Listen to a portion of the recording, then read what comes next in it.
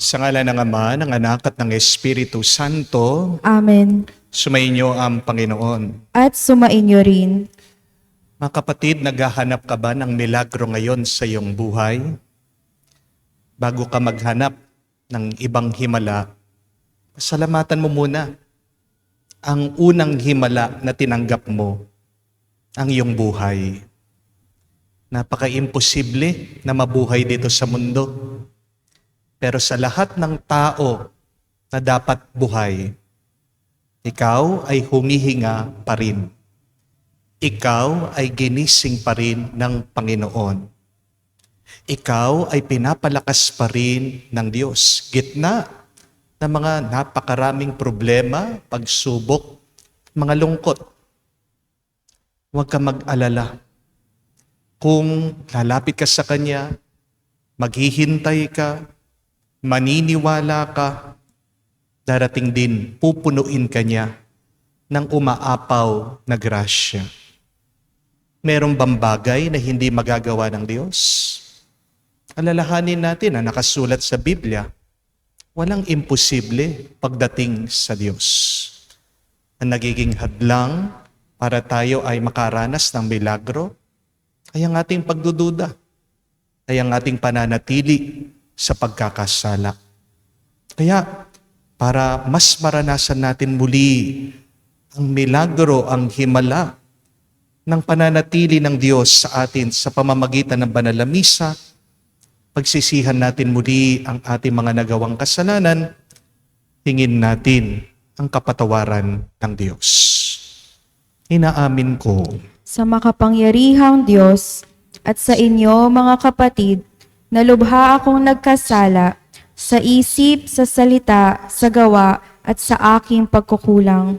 Kaya isinasamo ko sa mahal na Birheng Maria, sa lahat ng mga anghel at mga banal, at sa inyo mga kapatid, na ako'y ipanalangin sa Panginoong ating Diyos. kaawaan tayo na makapangyarihang Diyos, patawarin tayo sa ating mga kasalanan, at patnubayan tayo sa buhay na walang hanggan. Amen. Panginoon, kaawaan mo kami. Panginoon, kaawaan mo kami. Kristo, kaawaan mo kami. Kristo, kaawaan mo kami. Panginoon, kaawaan mo kami. Panginoon, kaawaan mo kami. Manalangin tayo. Ama naming makapangyarihan, lagi mong lingapin at patnubayan kaming mga kabilang sa iyong angkan. Sa tanging pag-asa naming ikaw ang nagbibigay, kami tangkilikin mo at laging subaybayan. Sa pamamagitan ni Jesucristo kasama ng Espiritu Santo, magpa sa walang hanggan. Amen.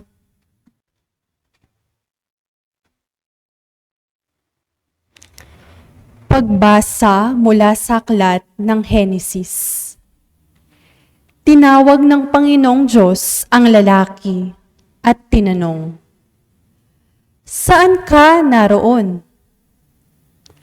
"Natakot po ako nang marinig ko kayong nasa hardin. Nagtago po ako sapagkat ako'y hubad," tugon ng lalaki. "Sinong may sabi sa iyong hubad ka?" tanong ng Diyos. "Bakit kumain ka ba ng bungang ipinagbabawal ko?" "Kasi pinakain po ko ng babaeng ibinigay ninyo sa akin," tugon ng lalaki. "Bakit mo naman ginawa iyon?"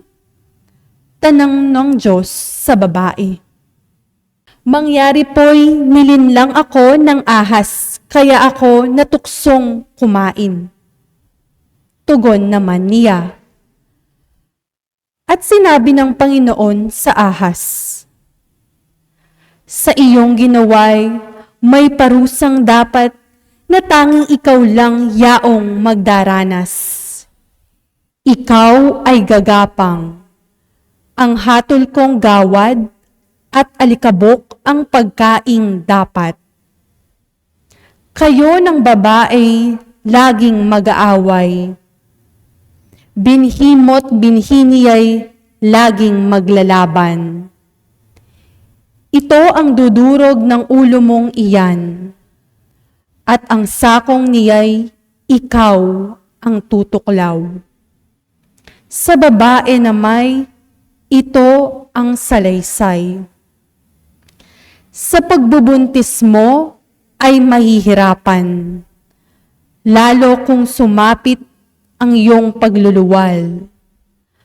Ang lalaking ito na asawang hirang, susundin mong lagi habang nabubuhay. Hinarap naman ng Diyos si Adan, at ganito ang sinabi. Pagkat nakinig ka sa asawang hirang, ng iyong kainin, yaong bungang bawal. Sa nangyaring ito, ang lupang tanimay aking susumpain, magpakailanman. Ang lupaing ito para pag-anihan, pagpapawisan mo habang nabubuhay. Mga damot tinik ang iyong aanihin, halaman sa gubat ang iyong kakainin. Upang pag-anihan ang iyong bukirin, magpakahirap ka hanggang malibing. Yamang sa alabok doon ka nang galing, sa lupang alabok ay babalik ka rin. Eva ang itinawag ni Adan sa kanyang asawa, sapagkat ito ang ina ng sangkatauhan. Ang mag-asawa'y binigyan ng Panginoon ng mga damit na yari sa balat ng hayop. Sinabi ng Panginoon, katulad na natin ngayon ang tao, sapagkat alam na niya ang mabuti at masama. Hindi na siya dapat tulutang kumain ng bungang kahoy ng buhay, at baka hindi na siya mamatay. Kaya, pinalayas sa halamanan ng Eden ang tao upang magbungkal ng lupang kanyang pinagmulan. Pinalayas nga siya ng Diyos at sa dakong silangan ng halamanan ng Eden ay naglagay siya ng bantay na kerubin. Naglagay rin siya ng espadang nagniningas upang hindi malapitan ninuman ang punong kahoy ng buhay. Ang salita ng Diyos. Salamat sa Diyos. Poon, amin kang tahanan, noon, ngayon, at kailanman. Poon, amin kang tahanan, noon, ngayon, at kailanman. Wala pa ang mga bundok, hindi mo pa nilalalang, hindi mo pa nililikha itong buong daigdigan. Ikaw noon ay Diyos na, pagkat ika'y walang hanggan. Poon, amin kang tahanan, noon, ngayon, at kailanman. Yaong taong nilikha mo'y bumabalik sa alabok. Sa lupa ay nagbabalik kapag iyong iniutos. Ang 1,000 mga taon ay para bang isang araw sa mata mo. Panginoon, isang kisap mata lamang, isang saglit sa magdamag na ito ay dumaraan. Poon, amin kang tahanan, noon, ngayon, at kailanman. Mga tao'y pumapanaw na para mong winawalis. Parang damo sa umagang tumutubo sa panaginip. Parang damong tumutubo na may taglay na bulaklak. Kung gumabi nalalantat, bulaklak ay nalalagas. Poon, amin kang tahanan, noon, ngayon, at kailanman. Yamang itong buhay nami maikli lang na panahon. Itanim sa isip namin upang kami ay dumunong. Hanggang kailan magtitiis na magdusa, Panginoon, kaming iyong mga lingkod na naghihirap sa ngayon. Poon, amin kang tahanan, noon, ngayon, at kailanman.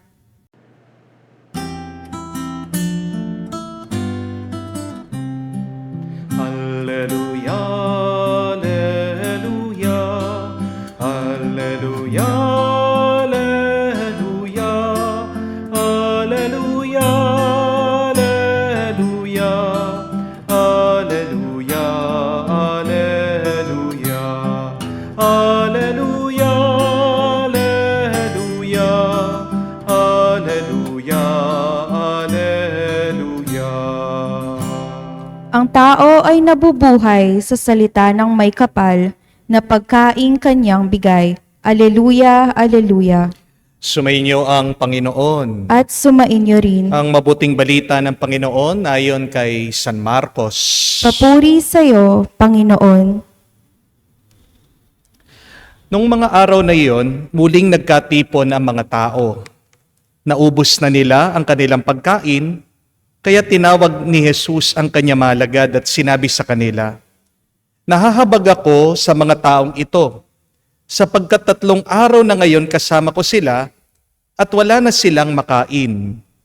Kung papauwiin ko ng gutom, mahihilo sila sa daan.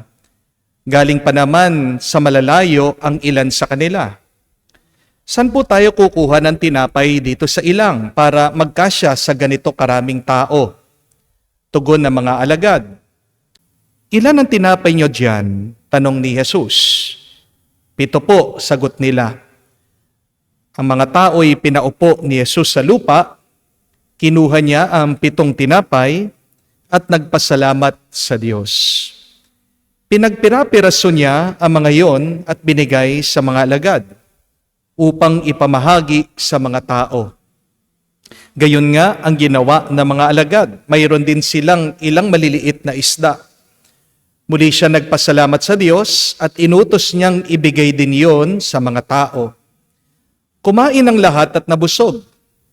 At nang tipunin nila ang mga pira-pirasong tinapay na lumabis, nakapuno sila ng 7 bakol na malalaki.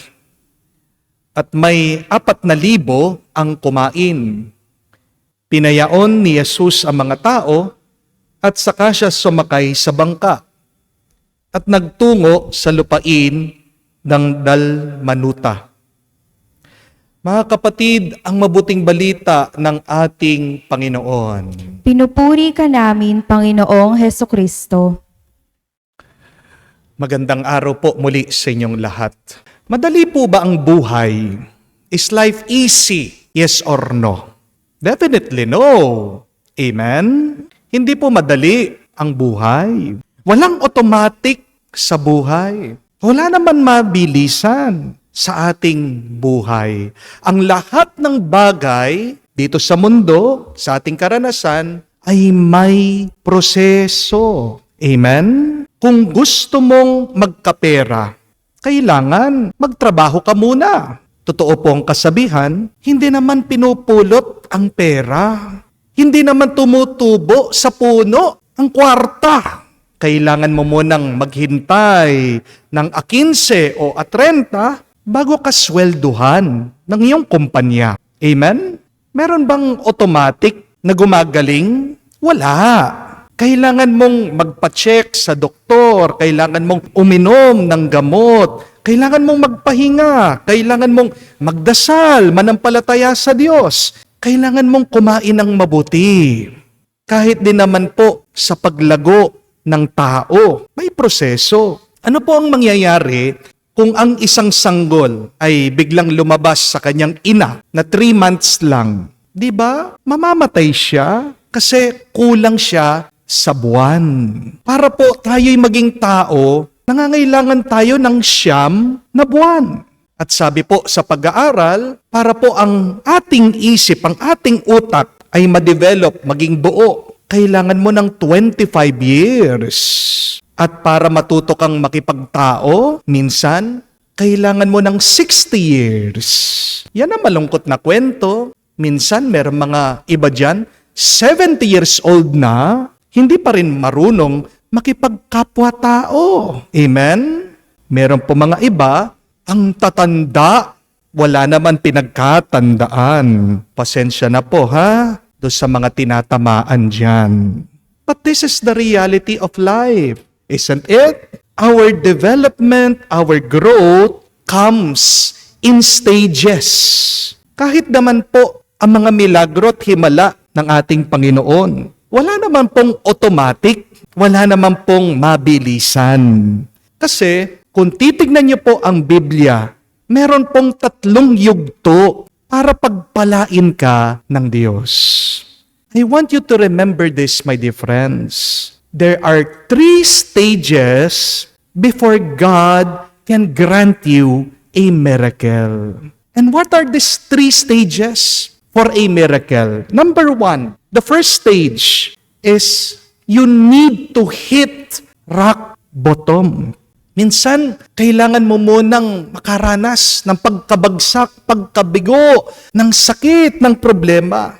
Basahin niyo man po ang Biblia, makikita niyo. Bago ang himala, may pagsubok muna. Hindi niyo po ba napansin? Himayin niyo ang mga kwento ng ating Panginoon. Lahat ng mga milagro na makikita niyo, nag-umpisa dahil may problema. Natatandaan niyo po sa Old Testament, nung hindi daw makatawid ang mga Hebreyo dahil sila ay tinutugis, pinapatay ng mga Egyptians, anong ginawa ng Diyos? Hinati niya yung dagat, kaya nakadaan sila. Wala pa namang pong mainom yung mga Israelita nung sila'y nakarating sa disyerto. Anong ginawa ng Diyos? Inutusan niya si Moises na gamitin niya ang kanyang tungkod na ipalo doon po sa bato. At mula dito, umapaw, lumabas ang tubig. Alam po natin ang kwento, ang unang milagro na ginawa ng ating Panginoon.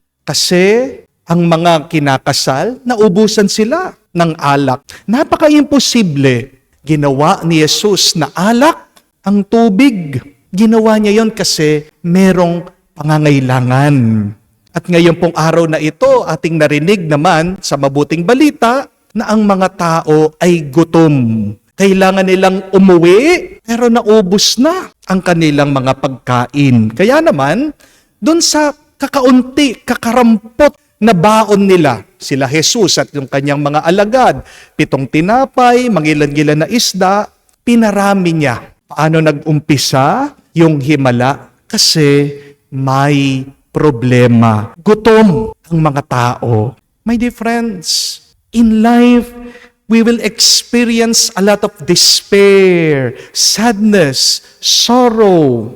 But during these moments, remember this, believe that God is very near to you. Naghihintay lang naman ng Diyos na lumapit ka sa Kanya, na humiling ka sa Kanya para punuin ka niya sa Kanyang grasya. Huwag mong itatago yung iyong lungkot sa Diyos dahil yan ang pundasyon para pagkalooban ka niya ng himala. But the second stage for a miracle is self-reflection. The key to be blessed is to realize where you are now in your life. Hindi ka pagpapalain ng Diyos kung hindi mo aaminin kung ano ang iyong pinagdadaanan. Parang po sa doktor, hindi po ba? Paano kanya magagamot sa iyong sakit? Tinatago mo naman sa Kanya, ayaw mong sabihin. Ang Diyos, para ding pong tagaluto, parang cook. Paano Kanya pagbibigyan dun sa pagkain, hindi mo naman sinasabi kung ano yung gusto mong pagkain. Hindi po ba? Paano ka mapapasaya ng Diyos kung ayaw mong aminin na malungkot ka? Napakarami sa atin ganyan Kasi akala, habang sila'y nagkakasala, masaya sila. Pero tanungin ko po kayo, totohanan lang ha? Be honest, be truthful, maging tapat kayo. Pagkatapos mo bang ginawa yung kasalanan, masaya ka ba talaga? Can you answer that question? Are you really happy in doing your sin? Hanggat hindi ka tapat sa Panginoon, hanggat hindi mo inaamin kung nasaan ka, mahihirapan siya na bigyan ka ng himala at ng pagpapala. Remember that God will not pull you out of a problem just because He is God or just because you ask for help. But God will only help you when you realize what is your situation currently. Kaya nga po, ang unang tanong ng ating Panginoon, balikan niyo man po sa unang pagbasa, nung daw po nagkasala si Adan at si Eva, ano yung sinabi niya? Ano yung tanong niya? Nasaan kayo? Ganyan tayo kamahal ng Diyos. Kahit na nagkamali ang tao, hinahanap pa rin siya. Di niyo po napansin yun? Ang unang sinabi ng Diyos pagkatapos ng pagkakasala ng tao ay, nasaan kayo? Hindi niya pinagalitan, hindi po niya hinusgahan. Ang tanong niya, nasaan kayo? Nakakapagtaka po ito kasi, di ba, Diyos siya, kita niya ang lahat, alam niya ang lahat. Bakit niya tinatanong, nasaan kayo? Kasi hindi niya mabibigyan ng pagpapala ang tao kung hindi nila aaminin na sila ay malayo sa Kanya. Hanggat hindi mo sinasabi sa Diyos, ano ang iyong kalagayan, mahihirapan siya na bigyan ka ng Kanyang bendisyon at grasya. Halimbawa na lang din po, kung nalulugi ka, nagkakautang-utang ka, hanggat hindi mo inaamin na meron kang pagkakamali sa paghawak ng pera, hindi ka yayaman. Amen? Sa panghalimbawa, hanggat hindi mo inaamin ang sanhi ng iyong pagkakasakit, paano ka gagaling? Hanggat tinatago mo, nililihim mo kung ano yung mga ginawa mo, paano ka bibigyan ng panlunas ng doktor? Hindi ka mabibigyan ng milagro ng Diyos hanggat hindi mo sinasabi, ano ba ang kailangan mo? Amen? So ask that question. What do you need to learn? What do you need to change now in your life? What do you really want from the Lord? Self-reflection is needed before the benediction. But third and last, you must show your tears and repentance to the Lord. Walang milagro para sa mga hambog at mga mayayabang. Only the humble will truly be blessed by God. Nakita nyo naman po sa ating ebanghelyo, itong mga tao hindi iniwan ang ating Panginoon.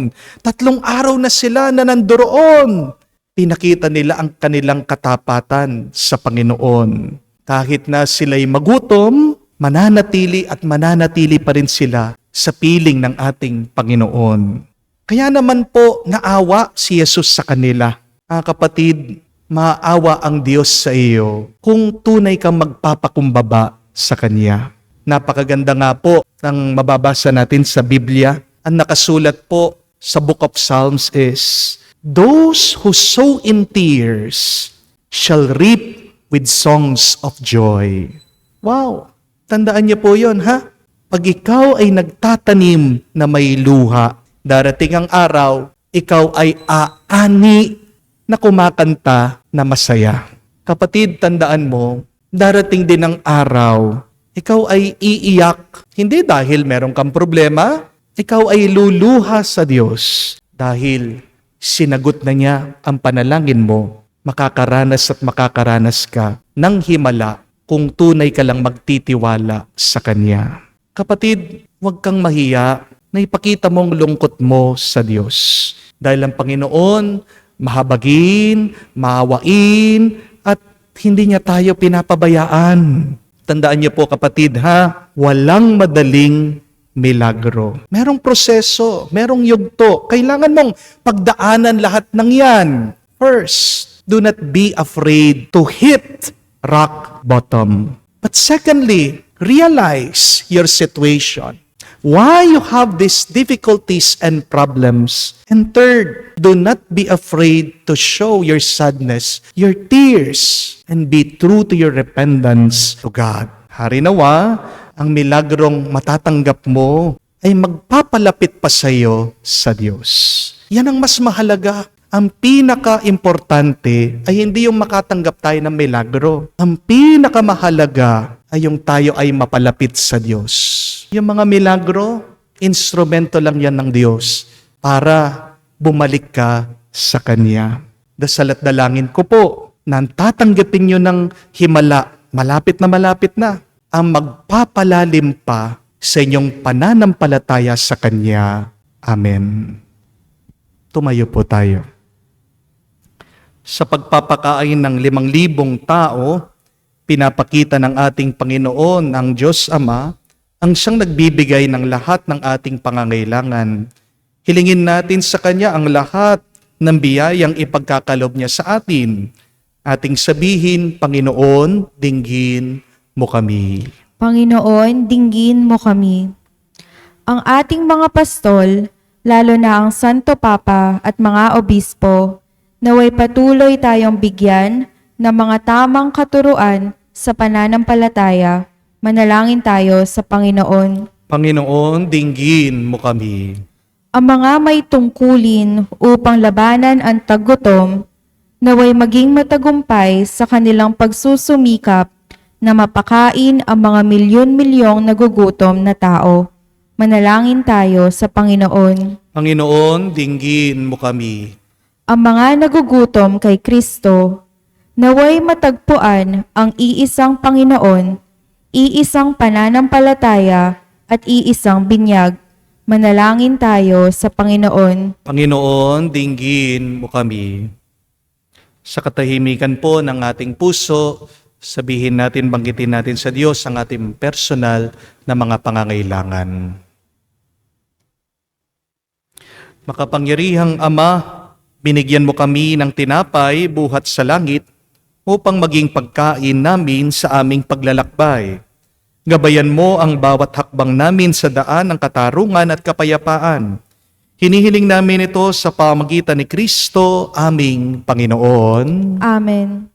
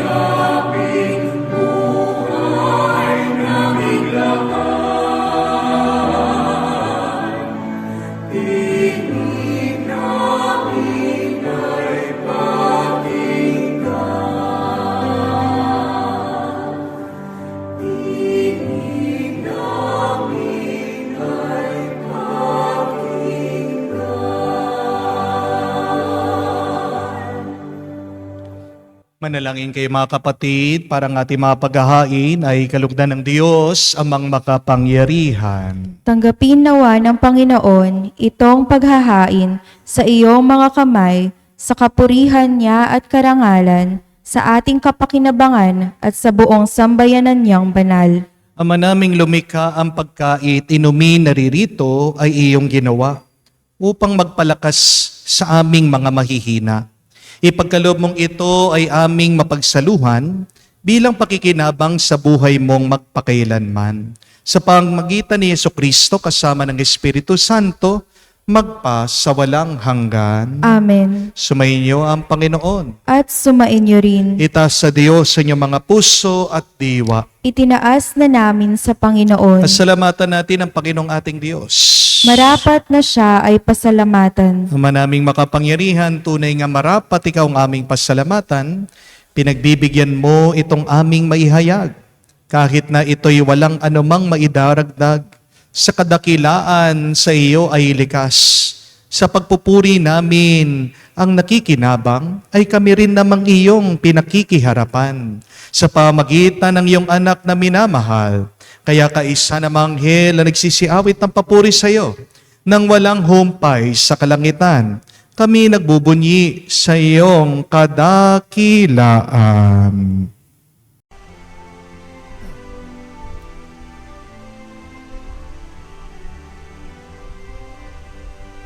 Santo, Santo, Santo, Panginoong Diyos ng mga hukbo, napupuno ang langit at lupa ng kadakilaan mo. Hosana, Hosana, sa kaitaasan, pinagpala ang naparirito sa ngalan ng Panginoon. Hosana, Hosana, sa kaitaasan. Hosana, Hosana, sa kaitaasan.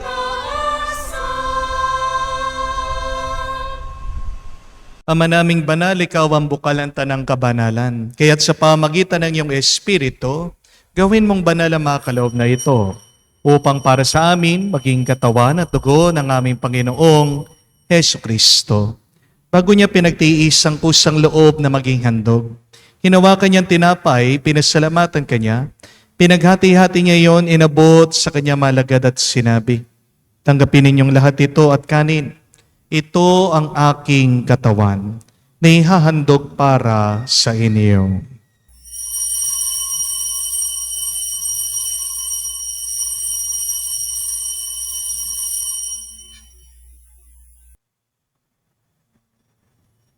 Gayon din naman na matapos ang hapunan, hinawakan niyang kalis.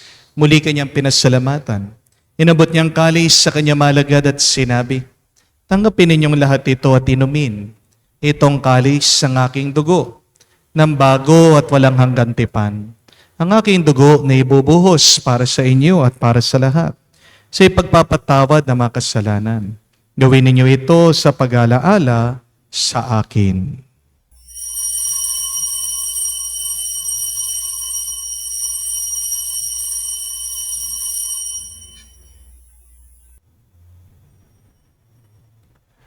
Ang misteryo ng pananampalataya. Aming ipinahayag na namatay ang iyong anak, nabuhay bilang Mesiyas at magbabalik sa wakas para mahayag sa lahat. Ama, ginagawa namin ngayon ang pag-alaala sa pagkamatay at muling pagkabuhay ng iyong anak. Kaya tinialay namin sa iyong tinapay nagbibigay buhay at ang kalis na nagkakalob ng kaligtasan. Kami nagpapasalamat dahil kami yung minarapat na tumayo sa harap mo para maglingkod sa iyo. Sinasamo namin kami magsalo-salo sa katawan at dugo ni Kristo ay mabuklod sa pagkakaisa sa pamamagitan ng Espiritu Santo. Amalingapin mong iyong simbahan, naganap sa bundigdig. Puspusin mo kami sa pag-ibig. Kay San Francesco, ang aming Papa, Florentino, aming Arsobispo at ng Tanang Kaparian. Alalahanin mo rin ang aming mga kapatid na nahimlay. May pag-asang sila'y muling mabubuhay. Gayon din naman lahat ng mga pumanaw, kawan mo't sila't patuloyin sa iyong kaliwanagan. Kawan mo't pangindapatin kaming lahat na makasalo sa iyong buhay na walang wakas. Kaisa na mahal na Birhen Maria, Ina ng Diyos. Kaisa ni San Jose, ang kanyang maligayang esposo. Kaisa ng mga apostol at lahat ng mga banal na namuhay dito sa daigdig na kalugod-lugod sa iyo. May pagdiwang naman namin ang pagpupuri sa ikararangal mo sa pamamagitan ng iyong anak, aming Panginoong Heso Kristo. Sa pamamagitan ni Kristo, kasama niya at sa Kaniya, ang lahat ng parangal at papuri ay sa iyo, Diyos Ama, makapangyarihan, kasama ng Espiritu Santo, magpasawalang hanggan. Amen, Amen. Amen. Sa nakakagaling na utos sa turo ni Jesus sa Panginoon natin na Diyos, ipahayag natin ang lakas loob.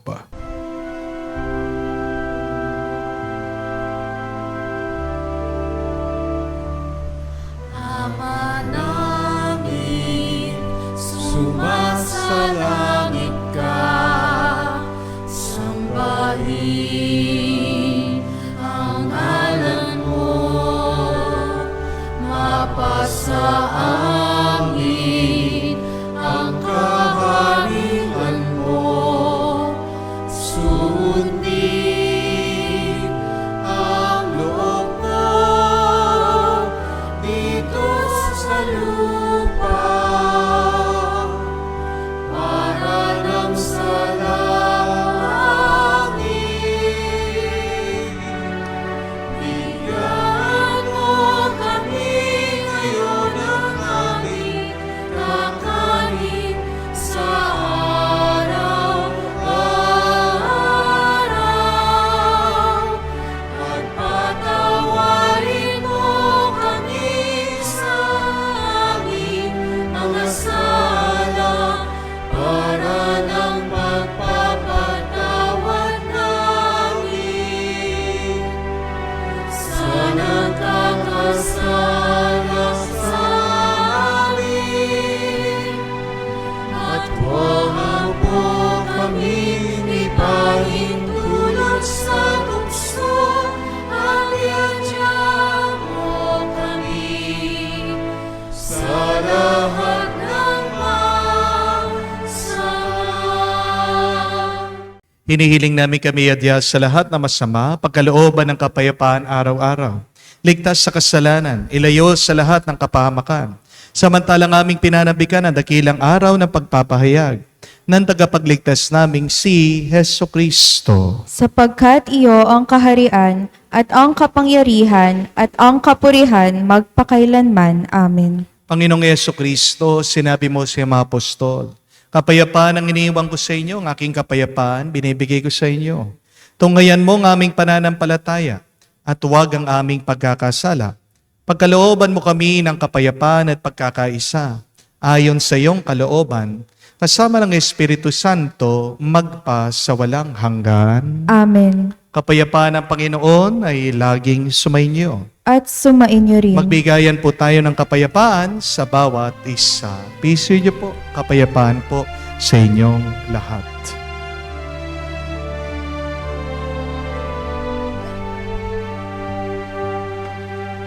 Kordero ng Diyos na nag-aalis ng mga kasalanan ng sanlibutan, maawa ka sa amin. Maawa ka sa amin. Kordero ng Diyos na nag-aalis ng mga kasalanan ng sanlibutan, maawa ka sa amin. Maawa ka sa amin. Kordero ng Diyos na nag-aalis ng mga kasalanan ng sanlibutan, ipagkaloob mo sa amin ang kapayapaan.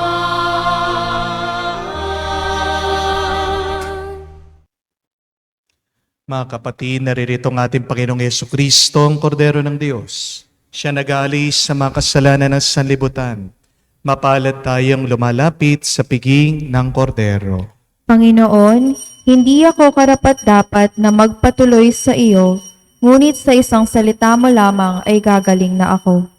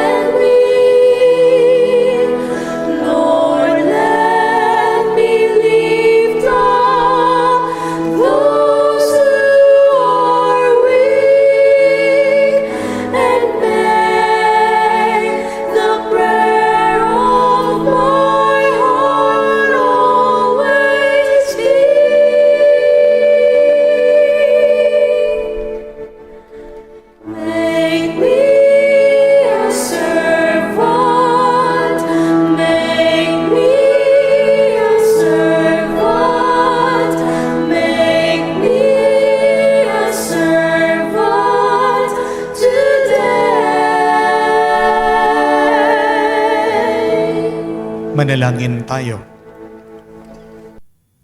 Ama naming mapagmahal, sa pagkait inuming pagkakaisa binibigay, kami niloob mong makapakinabang, kaysa ni Kristo kami naway makapamuhay, upang makapamungang may kagalakan, para sa kapakanan ng aming kapwa-tao sa sanlibutan. Sa pamagitan niya kasama ng Espiritu Santo, magpa sa walang hanggan. Amen. 3 yugto or 3 stages in order for us to receive a miracle. The first stage is when you hit rock bottom. Ang iyong problema, yan ang binhi, ang boto, umpisa para tumubo ang himala ng Diyos sa iyong buhay. But the second stage is self-realization. Hanggat hindi mo inaamin, hanggat hindi mo alam kung paano ka ba napunta dyan sa problemang yan, hindi ka matutulungan ng Diyos. Kailangan mong maunawaan ano ang naging parte mo dyan sa iyong problema. And third and last is your honesty, showing your sorrow, your tears, and true repentance to God. Isa pang nakalala, nakagrabe doon sa sitwasyon ni Adan at ni Eva, kung babalikan niyo pong unang pagbasa. Imbis na inamin nilang kanilang kasalanan sa Diyos, nagsisihan pa sila. Itong lalaki, sinisi si Eva. Itong si Eva, ang babae, sinisi ang ahas. Sinong sisisihin ng ahas? Pero dahil wala silang pagpapakumbaba, kaya naman ang Diyos nawala ang kanyang awa.